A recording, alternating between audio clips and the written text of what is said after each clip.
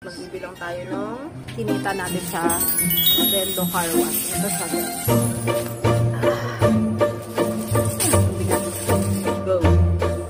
Etong business na to, na naisipan ko ni Teng, ng husband ko, and nag-start siya nagsimula namin siyang in-assemble December 2024 and January 2025 na-open namin siya. So, ilang buwan na rin and I think naman na ROI na namin yung pinampagawa namin dito. And Christmas bonus ko dun sa previous client ko. Shinare ko din dito sa pagpapagawa dito. So, kahit pa paano naman may share naman ako dito.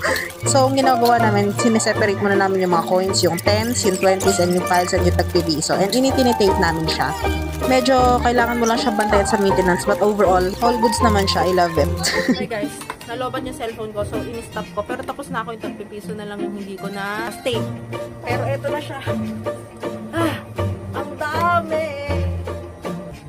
Bali, yung 5, 10s, and 20s ay nasa 4,000 something. Tapos yung tag-piso na in-arrange ni Ruiz, nasa 220 something. May butal pa siya. And etong papel ay nasa 600. That's 1 month of car wash Bendo.